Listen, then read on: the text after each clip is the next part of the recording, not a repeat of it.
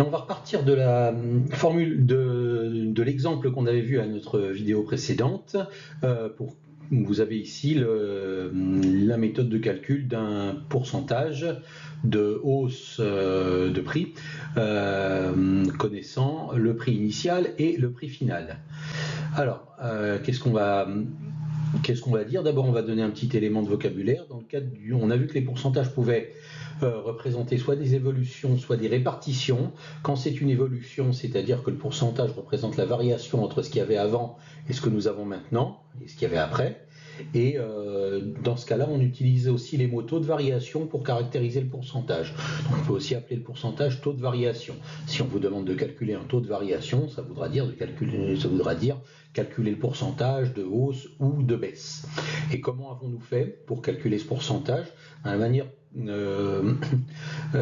dont nous y sommes pris, je voudrais qu'on la mette dans une formule qui pourra vous servir dans d'autres circonstances, qui va apparaître dans ce rectangle rouge là que vous voyez juste en dessous.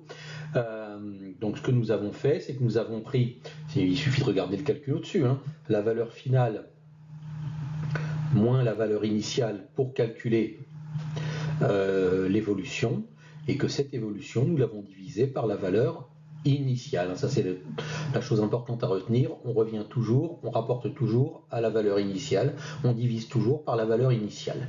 Ce qui veut donc dire que le pourcentage va nous être donné par le calcul valeur finale moins valeur initiale divisé par valeur initiale. D'accord? Le taux de variation, je l'appelle en général T minuscule, c'est une notation que nous allons rencontrer très très souvent, en particulier en mathématiques financières. D'accord? Alors évidemment, nous obtenons le taux de variation, comme c'est dans un calcul, nous l'obtenons sous forme décimale. À nous ensuite de le remettre sous forme de pourcentage pour pouvoir rédiger une réponse.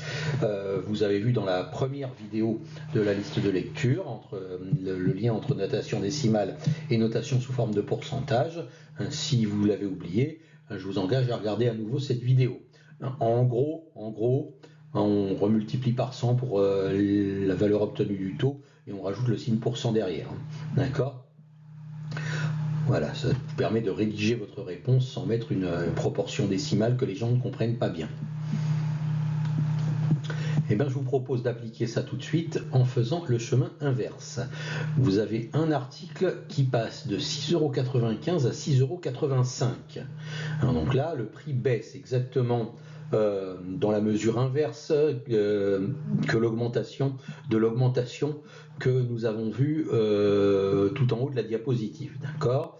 On a vu ce qui se passait lorsque le prix d'un article montait de 6,85 à 6,95. Maintenant, nous allons calculer le pourcentage de baisse si le prix de l'article baisse de 6,95 à 6,85. Ça va me donner l'occasion de tordre le cou à une idée reçue sur les pourcentages. Avant de dire ce qu'est ce pourcentage de baisse, nous allons dire ce qu'il n'est pas. Est-ce que vous avez une idée d'une réponse qui serait mauvaise? C'est un petit peu curieux comme question. Vous allez comprendre. Ce n'est pas 1,46%. D'accord? Je sais que lorsque le prix d'un article monte de 10 centimes pour passer de 6,85 € à 6,95 €, la hausse est de 1,46%.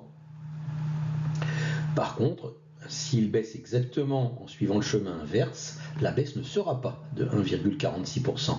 Donc il ne faut pas s'imaginer que si on rebaisse de 1,46%, on va revenir à 6,85 €. Et nous allons le prouver. Nous allons le prouver. Comment nous allons le prouver? Nous allons le prouver en faisant exactement ce que nous avons fait précédemment, en appliquant cette formule. Valeur finale moins valeur initiale divisée par valeur initiale. D'accord? Donc là, ici, la valeur finale, c'est 6,85 €, puisque c'est ce que nous avons après la baisse. Et la valeur initiale, c'est 6,95 €. Donc, nous allons calculer la baisse du prix, valeur finale moins valeur initiale. Cette fois, c'est 6,85 moins 6,95. Et là, ça nous fait, comme on a une baisse, ça nous fait un nombre négatif, moins 10 centimes. On a le moins qui symbolise le fait que ce soit une baisse. C'est pourquoi je vous conseille de ne jamais enlever le moins. Vous gardez le moins, comme ça vous gardez présent à l'esprit qu'il s'agit bien d'une baisse. D'accord? Le moins est très très parlant. Vous continuez à l'utiliser dans les calculs. Donc la variation est de moins 10 centimes sur combien?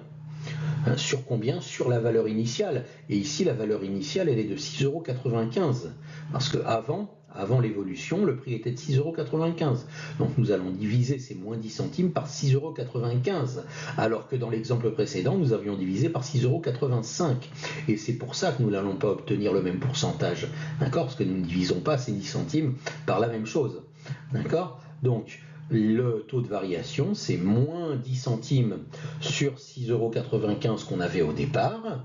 Le prix a baissé de 10 centimes sur un prix de 6,95 € initial, et ça nous fait environ ce taux de variation. Alors, est-ce que vous sauriez mettre la pause et me remettre ça sous forme de pourcentage?